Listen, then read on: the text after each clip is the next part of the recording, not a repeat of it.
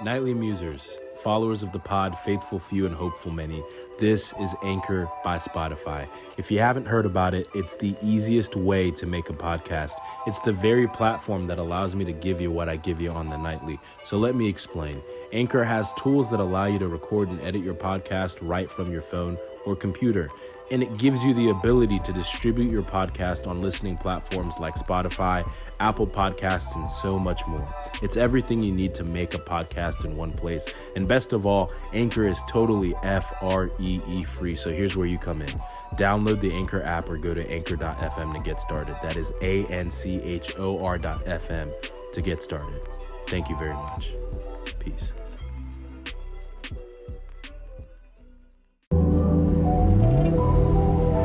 Welcome to the Nightly Muse. This is your host, Tinayeshe. And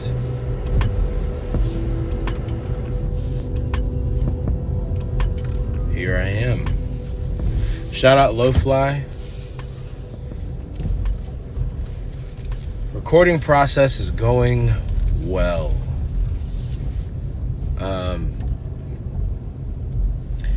I don't know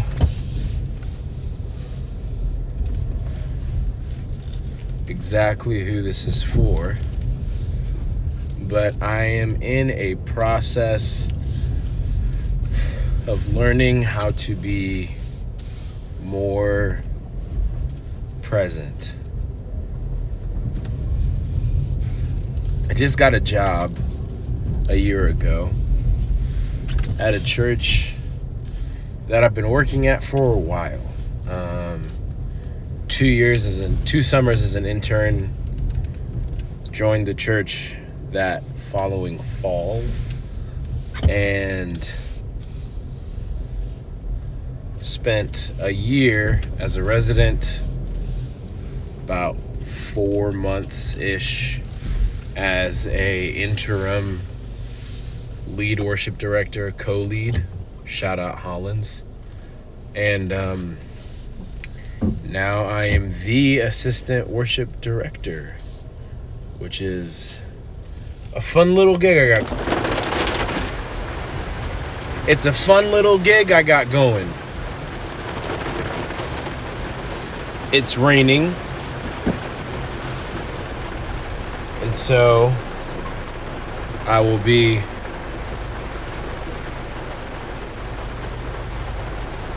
probably trying to edit this out. But hey, rain or shine, we come out with the heat. We come out with the content.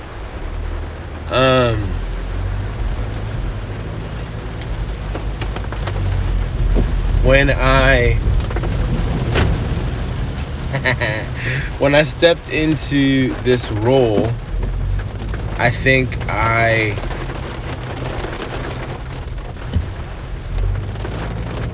knew that it was going to be temporary, not in the sense that it was only going to last 6 months, but I didn't see myself in this role as a forever opportunity.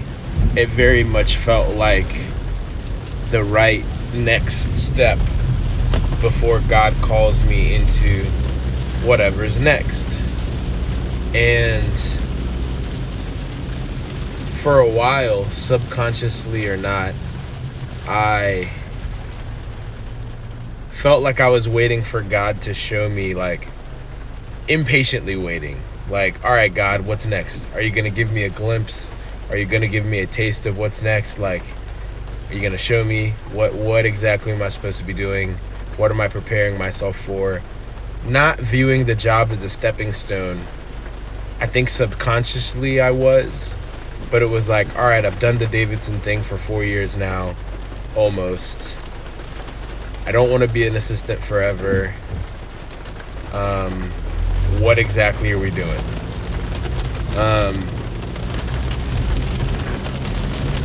And that really made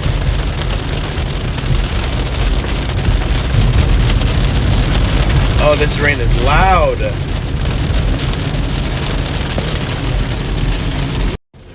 that really made the last few months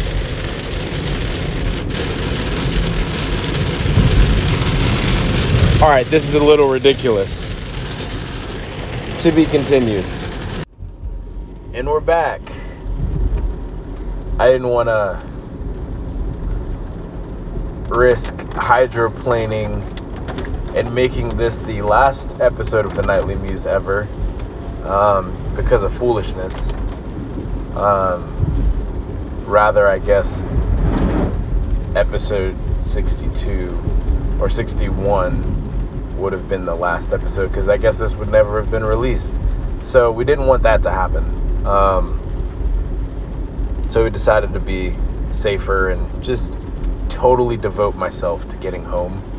It was a little scary because the hydroplaning started to happen. Granted, I wasn't driving very fast, but luckily I remembered what to do in said situation, and I wasn't in a high-risk moment. But it was very soon after I hit pause on this that I started to hydroplane, and I was like, I love you guys, but it ain't worth it. So let that be a reminder to always put your safety first. But the point of all that I was trying to say, everything that I was trying to convey was,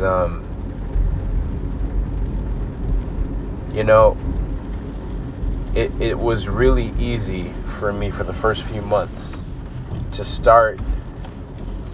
There was no honeymoon phase. I have been in the same position, relatively speaking, for the past 2 summers and a year. And so 3 summers in a year, basically. It's a lot. There wasn't a ton of change. It didn't mean that I hated the job. It just meant that there wasn't a ton of change. And so I was very comfortable. I was very used to what the job was and what the job is. But I believe that my familiarity kept me from fully diving into what it currently is. Diving into life as a full-time staffer and not a part-time employee or an intern or a resident or whatever I was. Obviously, I live in West Charlotte, and that meant I wasn't fully connected. And that presented challenges of its own. And so here we are, kind of wrestling through all of that and trying to make the most of the situation that I was in. And the word of encouragement is, over the past few months, as the first year of this job comes to a close, I've really learned to enjoy life, enjoy what I'm learning, enjoy,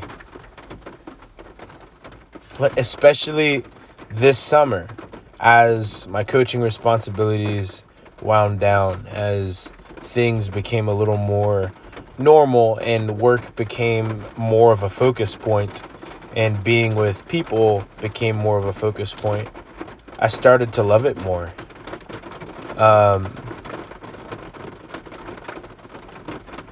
We're so close to the inside of my house that we're going to take one more pause. We're back again. I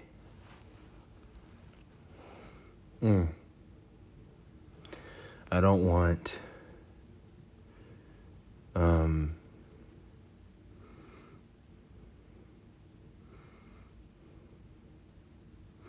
what do I not want? I don't know why I said that. I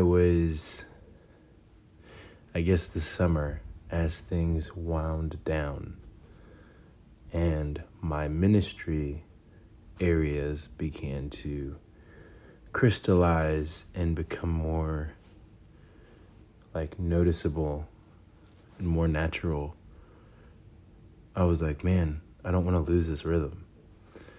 I don't want to lose this groove that I have in ministry with playing basketball, with personal stuff, working out, and my EP, and just being available to the people that I'm serving.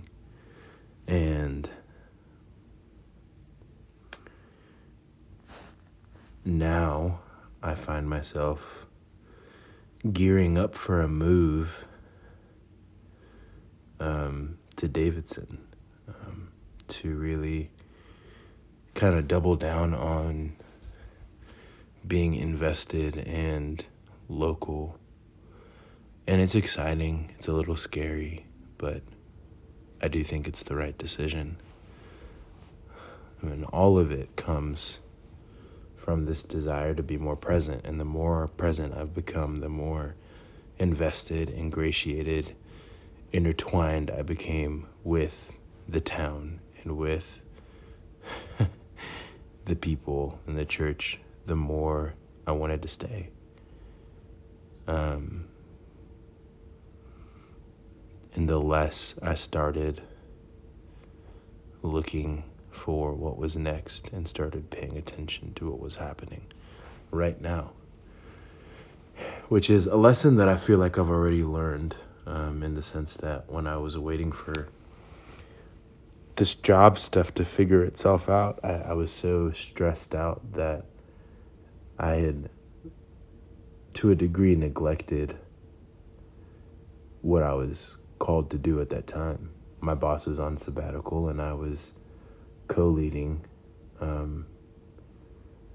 worship at our church. And I felt God saying, like, hey, don't, in the same way that the Bible says not to neglect the fellowship of the saints, the gathering of the saints. It was like, hey, don't neglect the moment that I've called you to right now in anticipation or for what's coming. Yes, what's coming is important. Yes, it requires your attention. And yes, it's going to stress you out a little bit. But don't let all of that get in the way of the thing that I've called you to, the thing I'm entrusting you with right now.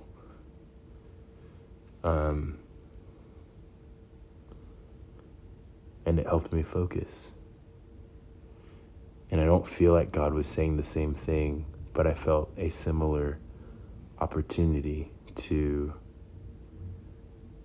dig in, dig deeper, and invest more with the people that I serve. So stay in the moment, nightly musers. Don't be so quick to experience and run to and figure out what's next that you miss what's right in front of you in the present. Shout out.